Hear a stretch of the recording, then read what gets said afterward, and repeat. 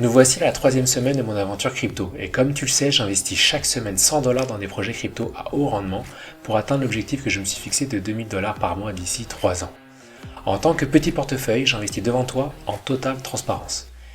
Et je te donne le détail sur le pourquoi du comment.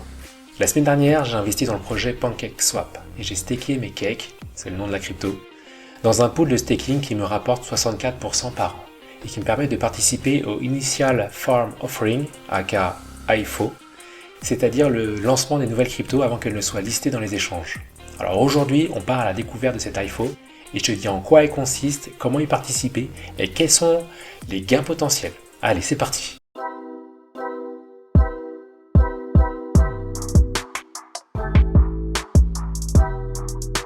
Salut à toutes et à tous, je suis un passionné crypto dans son salon qui te partage son aventure d'investissement.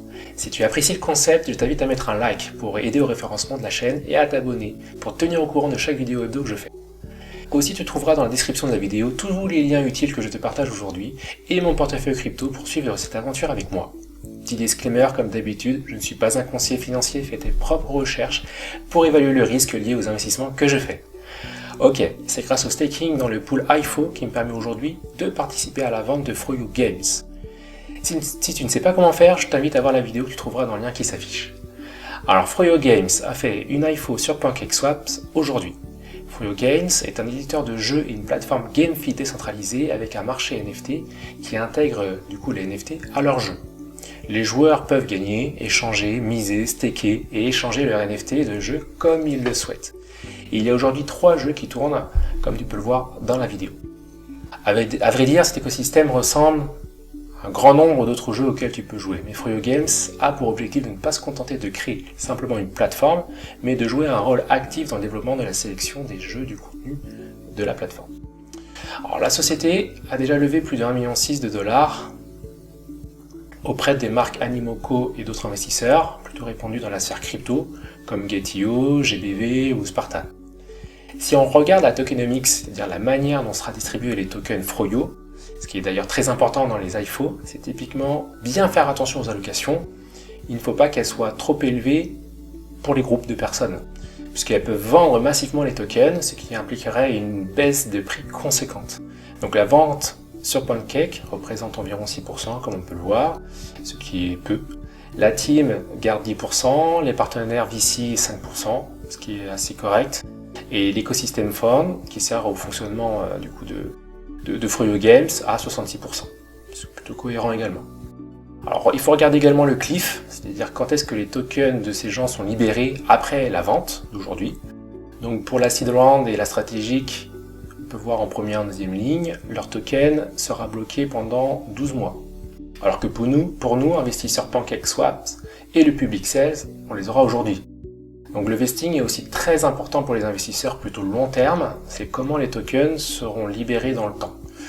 Pour la seed round, on voit qu'ils seront débloqués tous les mois pendant 36 mois.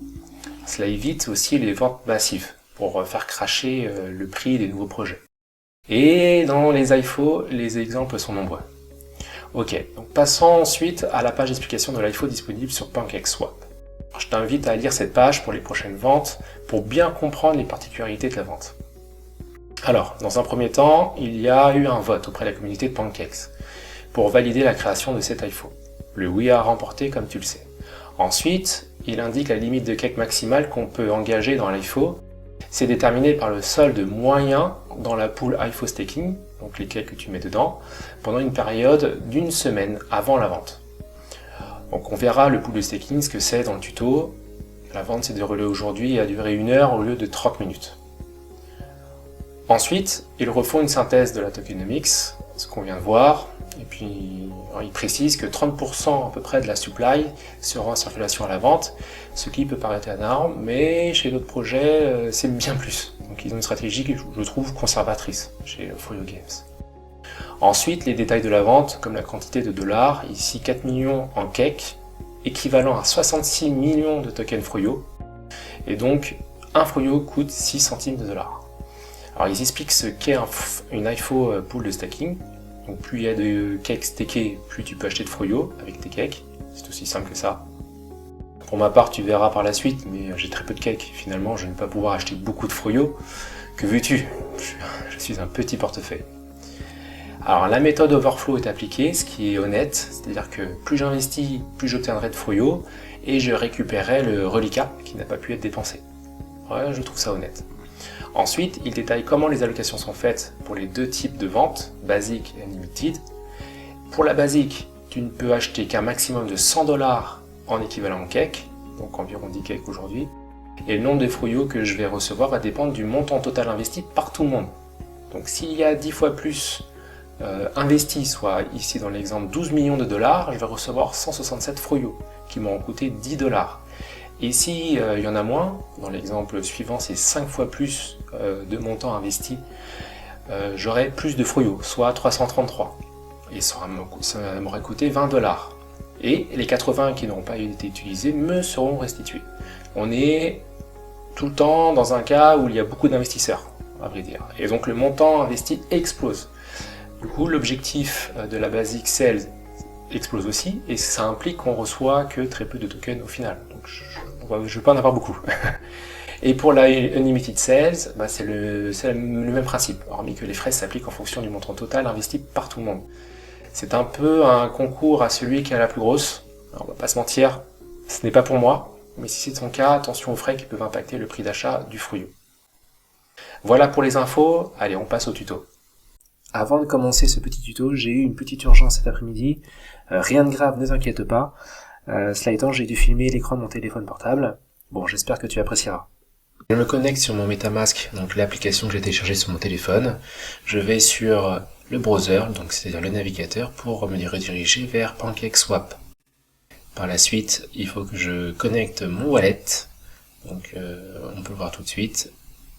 HappyMonkey est connecté, c'est le wallet que j'ai créé la semaine dernière. Sur la page IFO, Initial Farm Offerings, donc comme tu peux le voir, c'est les cakes qui sont stakés, et donc deux options s'offrent à moi, soit je les destake ou unstake, c'est-à-dire je vais les retirer pour ensuite les mettre dans la base Excel, soit j'achète d'autres cakes pour ensuite les mettre dans la base Excel.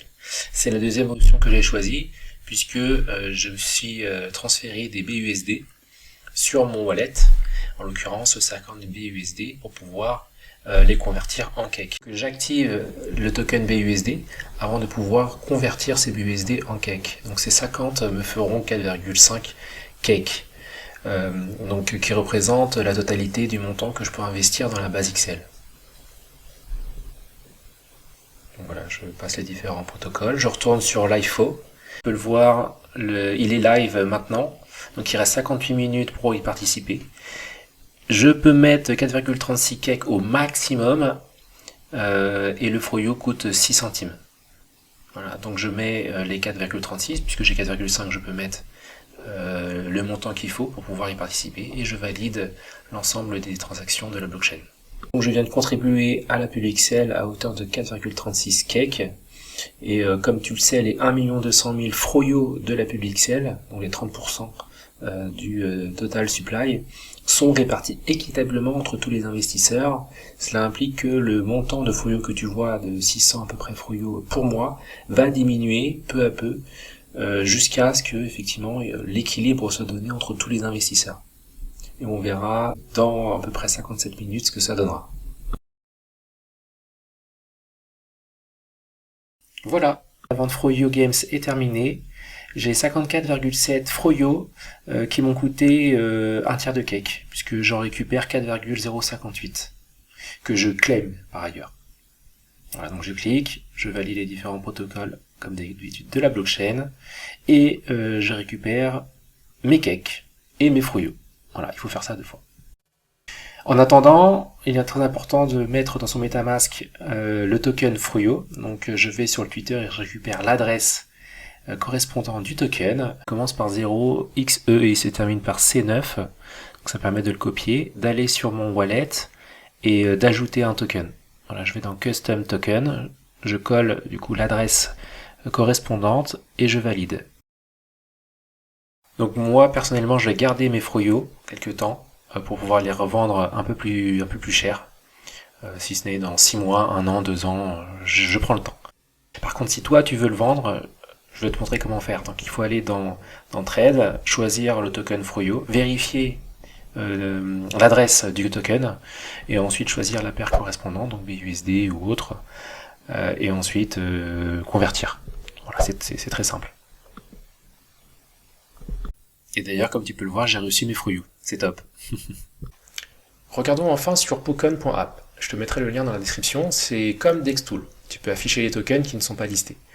Attention de bien renseigner l'adresse du vrai token. On ne veut pas regarder des fakes. Ok ? Et il y en a. Donc, si on regarde le graphique, il y a eu un up and down.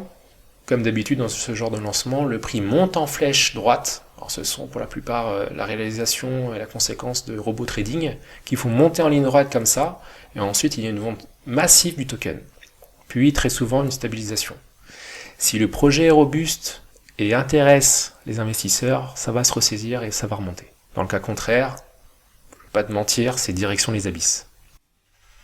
Je tâcherai de te mettre à jour via Twitter et Instagram sur quand est-ce que je vais vendre mon minuscule paquet de Fruyu, ça peut t'intéresser. Aussi, dernier point que je n'ai pas évoqué tout à l'heure, lors du claim des tokens, alors j'étais sur mon téléphone, ça a mis un peu de temps, à vrai dire, mais je pense que sur ordinateur, ça peut le faire très, très facilement, c'est que tu peux augmenter le gas fee, c'est-à-dire les frais de transaction, de sorte à recevoir tes tokens plus rapidement. Et ça permet quoi ? Ça permet de vendre tes tokens aussi plus rapidement. Voilà. Et donc de profiter de cette hausse, comme tu peux voir en haut là, de vendre à une valeur entre 10 et 25 sous au lieu de 7 sous. Voilà, petite astuce qui te servira sûrement. Voilà, c'est terminé pour aujourd'hui. J'espère que tu as apprécié la vidéo et que tu as appris quelque chose.